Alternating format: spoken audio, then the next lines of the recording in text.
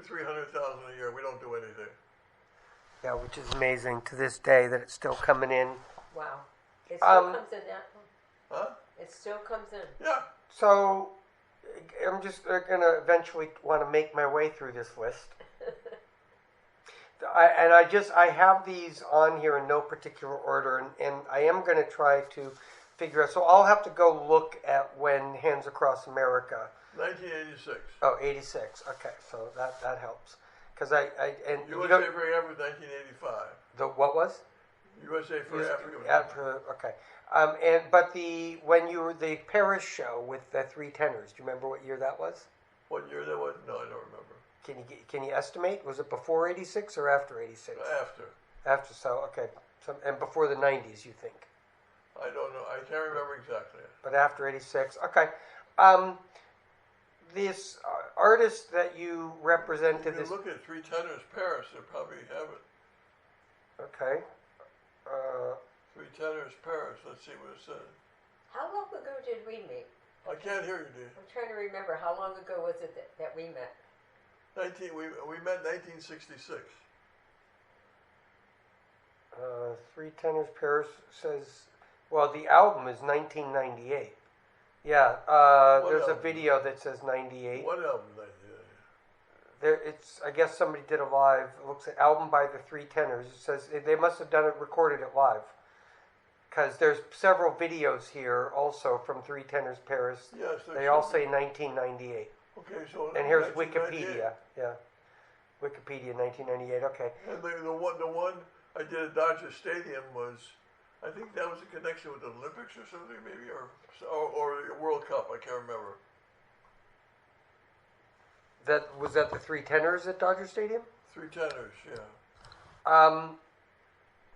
So this one on the list, like I said, these are in no particular order, but I wanted to get little stories about whatever you can share with some of the clients, present and past. This one nobody's really heard of, by the name of Katy Perry. Nobody's really. How did you meet Katy Perry? How did she come to you? And you've been with her pretty much her whole music career, right? So how did you meet her, and what can you tell me about the origin of her career? Well, I had represented a producer. Now his name's on my head, and it's terrible. He produced the first album of Alanis Morissette. I did not do that deal. Producer of Alanis Morissette, also a Francophile. Let's see, what's his name?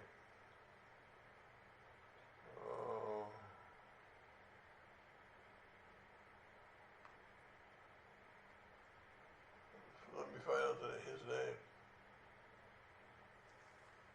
Oh my gosh.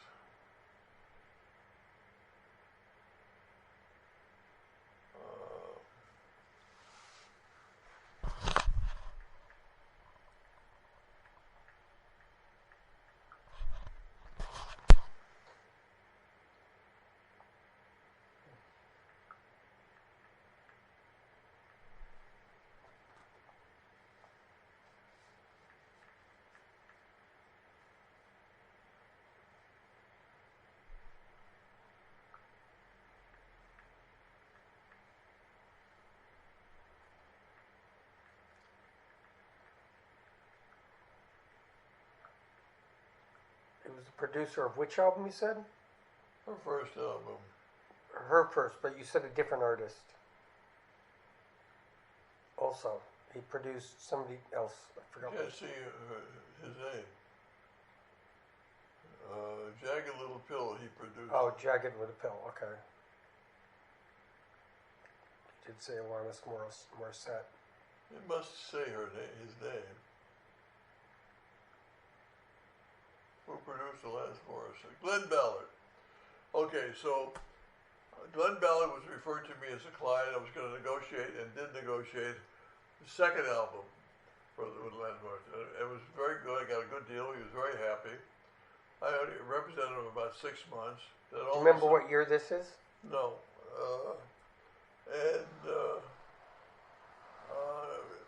very successful negotiation. He was very happy. The next thing I know, he was with another law firm. I have no idea why, what, or anything. And I didn't hear from him for maybe 2 years. So you never found out why? I never found out why. Then 2 years later, he calls me. He says, "I have somebody to send to you. I'm going to sign." I said, "Who's that?" Her name is Katy Perry. I said, "I don't know who Katy is. She's brand new." And that's how I got Katy Perry. She just came back from. She was in Nashville trying to make it. She signed with a producer down there. She signed with a manager down there with some kind of label. I got her out of all those deals, and then we signed with Glenn Ballard, and that didn't work so well. So I got her out of that deal. And then CBS decided they wanted to sign her. I negotiated a deal there. They made some records. They didn't like what they had, and they dropped her. And then I got a call from what's that, Capitol Records. He was the head of Capitol Records at the time. His father was a lawyer, well-known lawyer in New York. I can't think of his name at the moment, but he was president of Capitol Records. Called me and said, I'd like to sign Katy. I said, great. A week later, he calls me back and says, I changed my mind. I don't want to sign her. Oh, God. Another couple weeks go by, he comes back and says, yeah, I think I will sign her. Oh, Flum, Jason Flum. His name was Jason Flum. His father was a big lawyer in New York. And so, yeah, I made the deal. Her first record is a gigantic hit. Jason Flum gets bounced from Capitol, of course, the usual. And they bring in a new president of Columbia Capitol Records, and who is it? The guy that dropped her at Sony. Oh, God. But at this point, she was. I mean, that first album was quite big. They're not gonna. They didn't come in to drop her after that, right? No. In terms of success, clients that you've represented, because I have your list here. Would you put Katy Perry up there at the top of that list? Well, no. I mean, Seinfeld is certainly. Well, music. Okay, fair. Music artists, though, just in terms of sales. Well, like, I did a phenomenal. I represented Tina Turner. I have her on the list, but down below. But I represented Natalie Cole. well, was Natalie Cole or Tina Turner as big as Katy Perry? Tina was certainly. Natalie not quite, but Natalie was a great singer, great career. But she got into a drug phase, a terrible. That's why I had problems with her when she got into her drug phase. Is that what ended her? Huh? Is that what ended her? Well, she recovered from it. Oh, she did. She eventually recovered from it. Yeah, it took a while. It took quite a while. Is she still alive today? Huh? Is she still alive? Who? Natalie Perry? Natalie No, Cole. Natalie died Natalie some Cole. years ago. So what? Then maybe you can talk about what happened with her in the drug phase. How did? you know, Well, I mean, just She got into heavy drugs. She would call him one day, she'd be really nice. The phone next day, she'd call him screaming at me and yelling at something. I have no idea. Finally, I called her then husband, and I said, I can't take it anymore. And I dropped her. Probably shouldn't have, but I did. how often? I mean, is that a big problem with recording artists, musicians? Just Not all of them. the No, the only one I ever had a serious problem with was with her. But I'm not talking necessarily you. Just in terms of the industry, have you seen that? Not necessarily your clients, but have you And seen Nancy people's? Wilson was another one who got into drugs. And did that destroy her career? Eventually, she recovered from that. And redeemed her career? Yeah. Because she's on the list also, because I know you represented her. But just generally, not taking into consideration your particular clients, but have you seen over the years that drugs, with musicians has been it's hurt a lot of people's career. Oh yeah. like anybody that you can identify?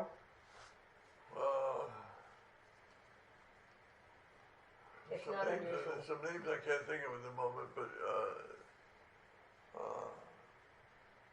They get caught into drugs. what? I said they get caught into drugs. A lot of people did. A lot of people did. A lot of musicians did. A lot of musicians did. What do you, just aside from that, what, Katy Perry, though, is present day one of the biggest stars on the planet. Yes. I think, hands down. Internationally famous. Obviously, she's doing American Idol. She's doing American Idol? She's not doing The Voice. Yeah, She's yeah. doing American Idol. You still represent What- her? Of course. What to what do you attribute her success, which is beyond the bounds of? She's a 1%, a 1%er in terms of success in the music industry. What do you attribute her success? She works. First of all, she's very smart. She pays attention to business. Really pays attention to business. She's got great management, but she's the one who calls the shots. She wants to understand everything about her deals and what goes on. She's dedicated to her career. And would it seem to you to be more so than like most artists than the typical recording artist? More so than most. She's very serious about her career. So, by that you mean like what did she have goals to your knowledge that she set? She told you that she wanted to achieve. I've never heard that, but obviously she had, as every artist has goals. They want to be a star. So, any interesting or good Katy Perry stories or anecdotes? None that I can think of particularly, except to say that she pays attention to her business. She's where she's supposed to be. She shows up when she has to be there. She prepares. She works hard. She cares. Huh? She cares about what And she she's does. a no-nonsense person in that regard. It's not confronting games. Her career is serious. Well, I mean, it's been extraordinary. Now, here's one on the list you no longer represent, who's had some career highs and lows, but Lionel Richie. Yeah. How did you meet Lionel Richie? And I remember back in the 80s you were representing him, I think. Yeah. How did you meet I Lionel don't know Richie? how I met him. Quite frankly, I don't know how I met him, but I did get a call from him. He was a member of the Commodores. He was the lead singer of the Commodores. He wanted out of the Commodores. He wanted a solo deal, and I got him out of the Commodores. I renegotiated his deal at Motown, and I got an approach for him to do a song in a movie. I think it was called White Nights, and he was going to do a duet with Diana Ross in it. And the president of Motown, Jay Lasker, said you're not going to do it. That record's got to be on Motown. I said it's not going to be on Motown because it can't be from the film company. He said, well, you can't do it. He says, I said to him, he's going to do it anyway. So I challenged them, and I went ahead and I made the deal. Of course, the record was a big hit. I think it was up for Academy Award, as I remember. Academy Award? I think so. The record? Yeah, because it was in a movie. Oh, well, okay. Do you remember what movie? I think it was called White Nights. That's you did say that. Okay, sorry. Go ahead. And the career started taking off. He had 3 enormous successful albums when I was there with him as a solo artist. I spent a lot of time with him, guiding him through this whole thing. He became gigantic. And then the story sickens me, but then he says, I'd like out of Motown. I said, what do you mean you want out of Motown? You got 2 albums left. where are you going to go? Where are you going to go? Look at the success you're having. He said, I want out. I want out. So I said, okay. I go into the contract. I said, I think if you deliver one album, I think I can get you out. I think there's language that will allow me to get you out of this if you do one. And somebody who had worked for me, Ronnie June Dasher. What was her name? Ronnie June Dasher. She had previously left. She was with my firm, Cooper Epstein, and I helped her get a job at the management company, at Lionel's Management Company. And so now she's becoming a manager, and she's working with Freddie DeMann, who was then Lionel's manager because he had fired Ken Kragen, but she shouldn't have. Ken Kragen was there from the beginning. Fired Ken Kragen because he thought Kragen's name was in the paper too much. Oh my God. So he wanted to fire Ken Kragen, so he fired him once, I got him back in, then he fired him a second time, I couldn't get him back in. So now he's got Freddie DeMann, which I got him. And now Ronnie went to work for Freddie DeMann, and Lionel was saying to me, I want out. I said, okay, do one album, I can get you out. And Ronnie directed him to Alan Grubman, and Alan Grubman said, you don't have to deliver an album, I'll deliver 3 tracks, and I'll get you out. But meanwhile, he reduced the terms of his deal with Motown. He reduced them. Instead of increasing them, he reduced them. Gave back some of the royalties, gave back approval rights and things of that nature. And so Lionel went with Alan Grubman. Been with him ever since. And he hasn't had a record hit since. But he's on American Idol, as is Katie. Yeah, I was going to get to that. So, because Lionel Richie, I can't say that his career seemed over, but you didn't hear a whole lot about him until he popped up again on American Idol. Correct. And have you? I mean, you're representing Katy Perry, and you used to represent Lionel Richie. Is that uncomfortable to you at all? No. I mean, it was very frustrating to me that Lionel walked out. Yeah, I mean, I remember that. And he hasn't had a hit since. Well, then he deserved it. That will not go in the book. How stupid.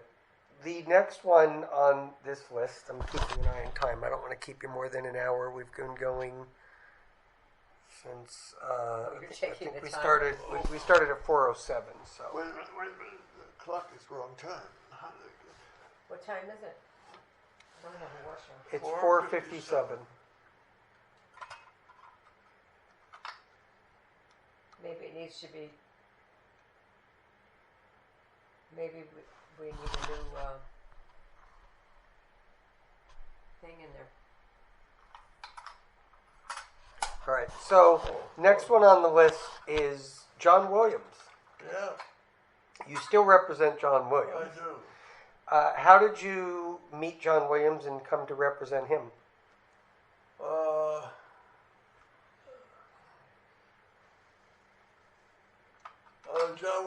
John Williams was referred to me by his agent, Michael Gorfain, a very long time ago. Right before Jaws. Jaws would have been in the Probably after Jaws. Jaws would have been, I think, in the late 70s, maybe Yeah, 78. After Jaws. So 80s. Yeah, probably. And anyway, so he was referred over to you. Is it different representing a composer than representing someone like Katy Perry? Because John Williams Well, is on the very Mount different. Rushmore of movie composers. Yeah, I represent several composers. I represented James Horner, since I have on the list, yeah. James Horner. I've represented Michel Legrand. I've represented Lalo Schifrin. Represented Jerry Goldsmith. All major composers. I don't have a couple of those on my list, but for John Williams, so what was the first deal that you did for him? Do you remember? Oh, I don't remember. But is it different representing someone like that than it is representing Katy Perry? Oh, yeah, it's totally different. There's no comparison. person. When you're representing a composer, you're making the deals with the studios for his scoring, and then every once in a while there'll be some issues with his touring or concert appearances. He's doing a Berlin Philharmonic, so I'll negotiate the contract with the Berlin Philharmonic or the New York Philharmonic, or things of that nature, or his ASCAP deal, or in his case BMI deal. Yeah, because it's not the same thing. There's not a whole lot of touring involved. There'll be some one-offs. But Katie does major tours, so you got to negotiate with touring. And then she does endorsement deals. Composers don't get endorsement deals. You're doing perfume deals and cosmetic deals with Katy Perry. It's totally different. Las Vegas deals, merchandising deals. You don't have any of that with composers.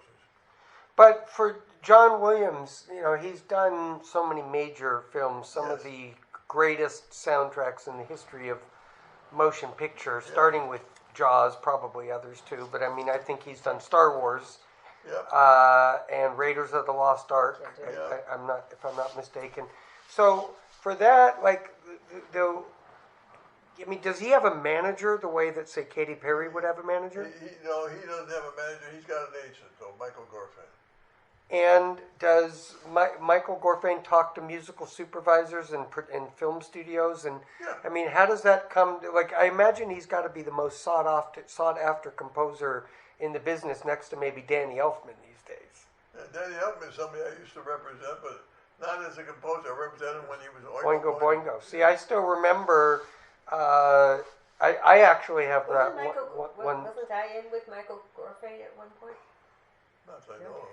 I actually have. I remember Oingo Boingo early 1980s. I was going to the listening to Karo Q, and that song "Only a Lad" was in heavy rotation on Karo Q. And I still remember calling you up one day, and I said Oingo Boingo is blowing up on the radio. Forgot the term I used, and I remember you were actually a little surprised by that, and I don't know what happened after that, but you did get me tickets to see Oingo Boingo at the Whiskey that one time, because I was a big fan at that time. But I just thought that was funny, that it was interesting for me that you were the lawyer and I was the kid in the clubs, and I was the one telling you how big they were becoming. So I got a kick out of that, to the point I always remembered it. But going back to John Williams, what type of person? What is he like? I don't see much about him in the media or anything. He graduated North Hollywood High School. You're kidding. I could have. I went to North Hollywood High School. Huh? That's where I went. North Hollywood High No, School. you went to Roosevelt High School in I Chicago. went to Roosevelt High School. Yeah. So he's a local guy, Yeah. it would seem. And did you ever talk to him about, because he's a composer for orchestral, for orchestral music soundtracks? Did you ever talk to him just on a musician to musician level about? Yeah, we talked. In fact, he sent me. He wrote a fabulous score. Two scores I really adore of his. People don't talk about. One is The Terminal, picture with Tom Hanks. Tom Hanks. Yeah. And it's a fabulous score for and he sent it to me for clarinet with solo clarinet with orchestra, but he sent it to me with clarinet and piano. And then he also sent me my other favorite score of his, which is Catch Me If You Can, which is saxophone. Also Tom Hanks. Saxophone, and no, it's not with, Catch Me If You Can. No. Yeah, Tom Hanks and Leonardo DiCaprio. Catch Me If You Can, he sent me that, he sent me the music for that, because that was for saxophone and piano. I have those scores he sent me. But do you ever talk? What? Did you get to play? What was really What? Did you get to do any playing? No. Okay. What was really fascinating to me was listening to an interview that I think we'll stop after John Williams, but it was really fascinating listening to an interview that I'd heard him talking about how he came up with the theme, the score for Jaws, which was really fascinating to me because Spielberg didn't show the shark for the first half of the movie, and when he had watched it, he decided he wanted to give the shark a voice, and so that the audience knew when the shark was near, and the movement of the shark, and the music was so perfect for that. I mean, everybody knows the score, for Jaws, and I was just really fascinated. That was the first time that I learned the importance of music in movies, and the fact that he was able to give something that you didn't see, the shark, life through music, was a very fascinating component to me. Have you ever talked to him and heard his thoughts about how he comes up with some of these scores? I haven't on that level, but I've talked to him about the scores. That's what I called him after I heard the terminal. I said, "That's fantastic." He said, "You want me to send you the parts?" I said, "Please." Which is amazing that you have those. Does he still use sheet music, or is it? Is he in the writes digital? out all the scores. So he still writes them out by hand? By hand. Writes all the scores out by hand. All right. Well, we'll wrap it here. I'm going to put a note here to stop because I've got many more clients to talk about. But I'm going to put a break right here. I'm going to stop this. No, but say it again. I don't need to say it again. John Williams was a jazz pianist in town. That's what he said.